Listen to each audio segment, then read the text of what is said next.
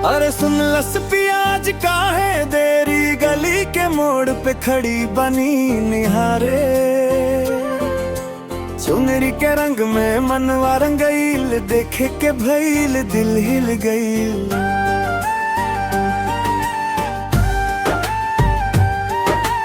चुनरी खन के पायल बोले, तोहरे नामे जियरा डोले। आंगन में जब तू आवेलू, सगरी रात सपना सजावेलू। ए गोरी जरा मुस्कुरा, दिल के दरवाजा खोल दा। ए राजा अब मत रुला, एक बेर आके बोल दा। नदिया के पार तू ही हमार, नदिया के पार तू ही हमार। दिल बाबे चैन मन बाला चार, नदिया के पार तू ही हमार, तू ही हमार। नदिया के पार तू ही हमार।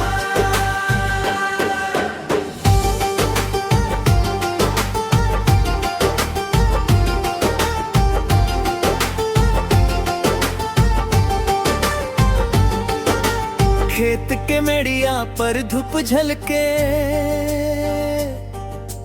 तोहरे हंसी से सुसे दिन टल के। कनवा में झुमका माथे सिंदूर, तू लगेलू जैसे सावन के नूर।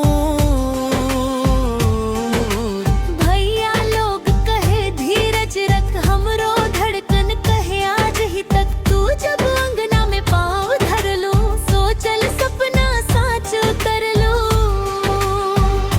ए गोरी जरा मुस्कुरा, दिल के दरवाजा खोल दा। ए राजा अब मत रुला, एक बेर आके बोल दा। नदिया के पार तू ही हमार, नदिया के पार तू ही हमार।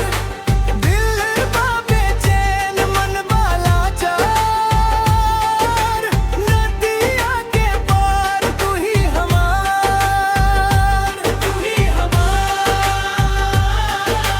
नदिया के पार तू ही हमार।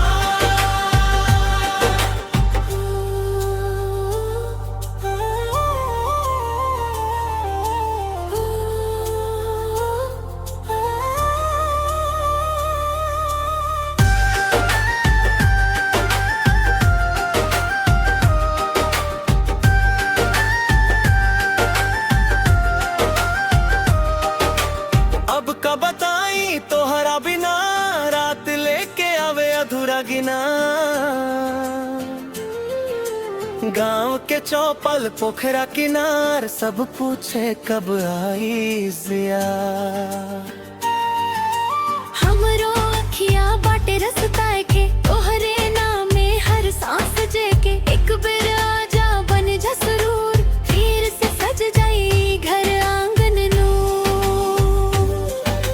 नदिया के पार तू ही हमार, नदिया के पार तू ही हमार।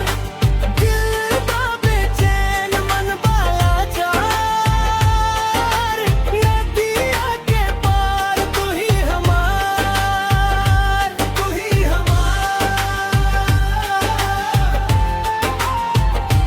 तू ही हमार।